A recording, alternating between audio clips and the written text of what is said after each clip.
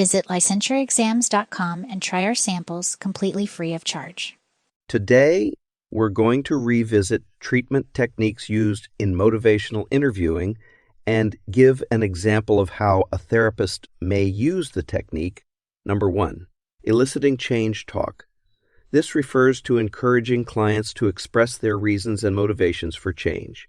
This could involve discussing their desired goals, dissatisfaction with their current situation, and ability to change.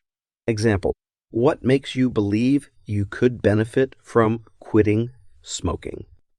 How would your life be better? 2, rolling with resistance. This technique involves not arguing with the client when they resist change. Instead, the therapist provides understanding and empathy, encouraging clients to explore their thoughts and feelings. Example, I understand you're feeling reluctant about this change, and it's completely okay. Let's delve deeper into what's making you feel this way. 3, developing discrepancy. The therapist helps the client see the gap between their current behaviors and their ideal or desired values or goals, thereby creating an internal motivation to change. Example, you mentioned that health is essential to you, yet your smoking habit seems to be in conflict with that. How do you feel about this? 4, decisional balance. This involves exploring the pros and cons of change and the pros and cons of not changing. This can help the client see the benefits of change and the costs of staying the same. Example, what good things might happen if you stop drinking, and what might be the downsides of not changing? 5, exploring values and goals.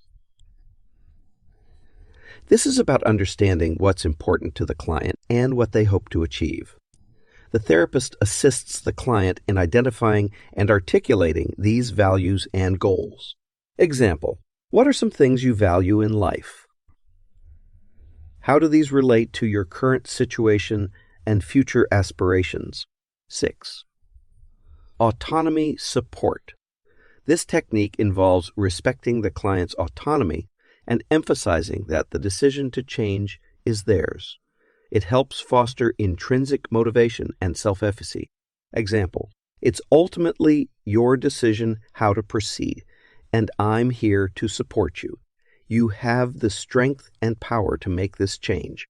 7, amplifying ambivalence. The therapist highlights the client's mixed feelings or contradictory desires about change, facilitating a clearer understanding of their motivations and barriers. Example, on one hand, you want to quit smoking for your health, but on the other hand, you find it difficult to let go. Let's explore this a bit more. 8, using scaling questions. This involves asking clients to rate their readiness, confidence, or importance of change on a scale, helping to quantify these subjective feelings and track progress over time. Example, on a scale from 1 to 10, how confident do you feel about your ability to make this change? 9, exploring pros and cons. This technique involves discussing the positive and negative aspects of a client's current behavior and potential change. This exploration can aid the client in recognizing their ambivalence, which is often a key barrier to change. Example, on one hand, I hear that drinking helps you cope with stress, but on the other hand, it seems to be causing some issues in your relationships. How do you feel about these different aspects? 10, supporting self-efficacy. This technique involves empowering the client and supporting their belief that they can achieve their goals and make changes. Self-efficacy, or confidence in one's ability to achieve a goal, is critical for motivating change. Example, it's clear that you have a lot of strength and have overcome difficulties before. I believe you can make the changes you want to see in your life. 11, looking ahead.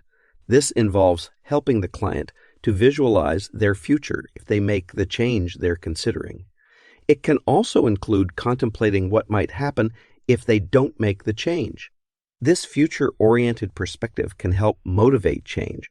Example, let's imagine how your life might be different a year from now if you can stop smoking. How would that impact your daily routine, health, or relationships? 12. Recognizing and reinforcing change.